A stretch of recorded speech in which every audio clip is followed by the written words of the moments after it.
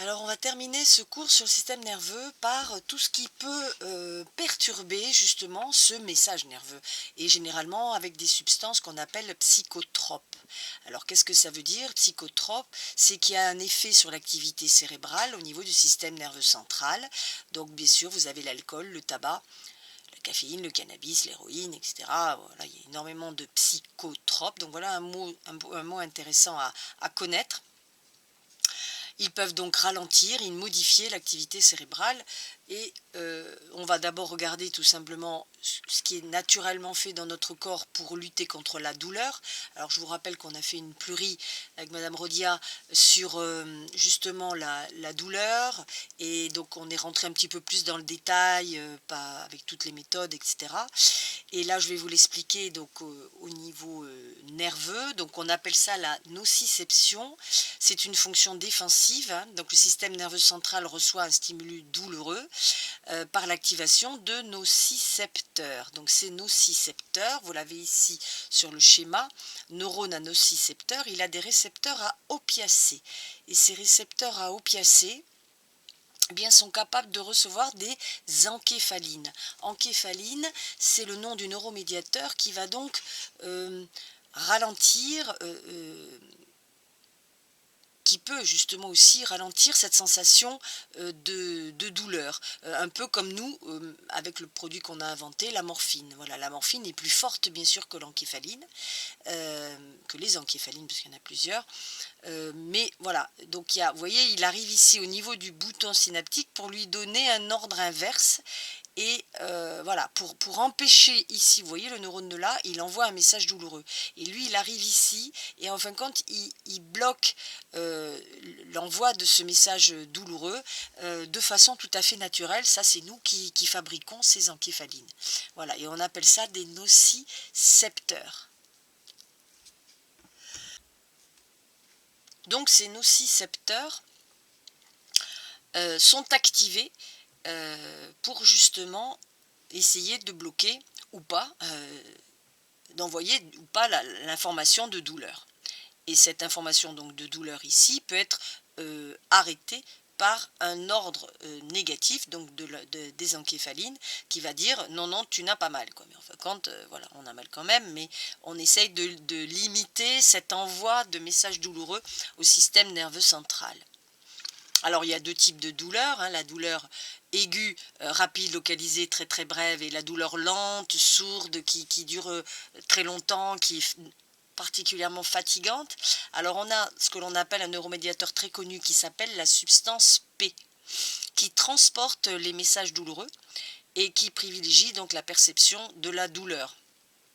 On voit la vie en noir, on est angoissé, ça c'est quand les substances P sont trop importantes.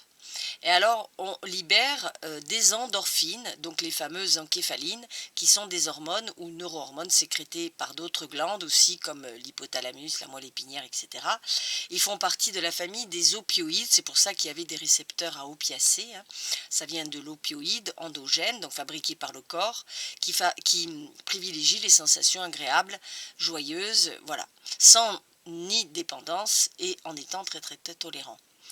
Donc ça, nous, on est capable de fabriquer donc ces endorphines. Alors, la diminution de l'une favorise bien sûr l'action de la production de l'autre, hein. Donc, médicaments contre la douleur, vous avez les antalgiques, les analgésiques et les anesthésiants. Bon, on ne va pas rentrer dans le détail des noms des médicaments. Ce qui est très important, c'est la suite, parce que généralement, c'est une question qui vient régulièrement, c'est quelles sont les techniques non médicamenteuses que vous pouvez faire donc pour baisser la douleur. Et là, on en a vu pas mal. J'ai mis d'ailleurs que c'est dans le sujet 2014. On en a vu pas mal en pluri. Là, j'en ai mis quelques-unes. Relaxation, art-thérapie, acupuncture, hypnose, réflexologie. Vous avez la luminothérapie aussi. Il y en a plein d'autres, hein.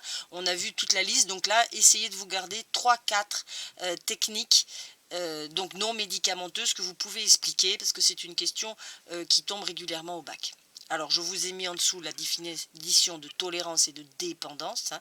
Quand on devient dépendant à un médicament, on attend la récompense, hein, et quand on l'a pas, ben, on n'est pas content.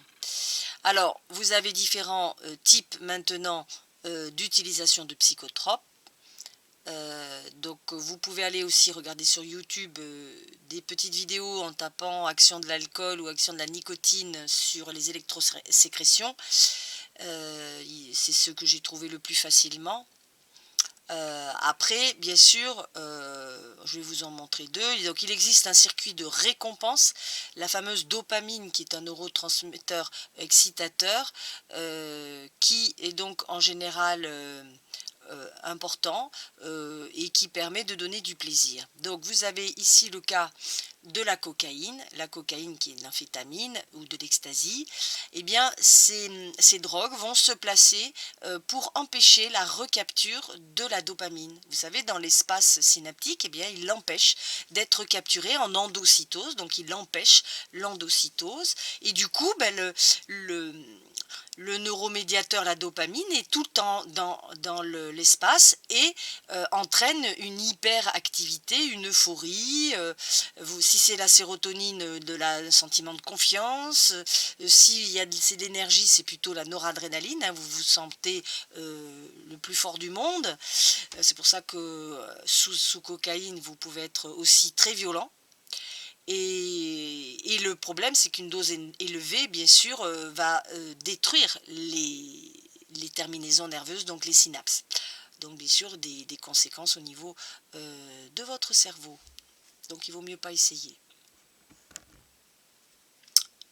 L'alcool, la nicotine, bon, n'agissent pas exactement au même endroit, mais elles ont la même conséquence, c'est d'accroître la libération de dopamine.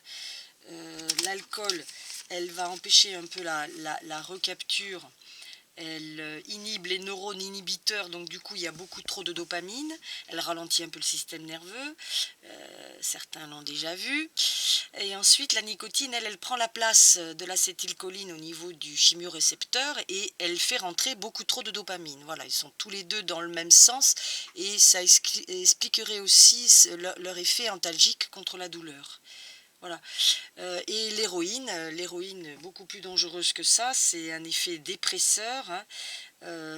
Donc elle agit sur les opioïdes de façon beaucoup plus intense en diminuant la perception de la douleur et on devient des surhommes ou des surfemmes, hein. C'est-à-dire qu'on ne sent plus du tout la douleur, on a beaucoup d'énergie et on est dans une phase d'euphorie beaucoup plus dramatique au niveau intellectuel, hein. Et on termine par les maladies neurodégénératrices, donc les plus classiques, la maladie d'Alzheimer, la maladie de Parkinson et la maladie de Charcot.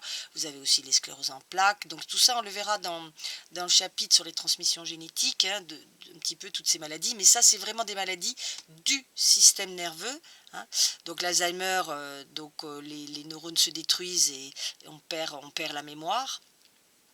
Là, la maladie de Parkinson, on tremble, hein, on tremble d'un petit peu, des difficultés à faire les tâches du quotidien. La maladie de Charcot qui entraîne une paralysie progressive du corps, hein. Voilà, donc ça peut être des idées de sujets, donc de maladies qui peuvent être dans la famille que vous aurez le jour du bac. Voilà, donc à partir de là, ben, on vous montrera une électrosécrétion ou autre et on vous demandera de trouver la cause à partir de documents. Donc on part toujours de maladies pour expliquer une neurodégénération des neurones et il suffira de lire les documents pour en connaître la solution. Voilà.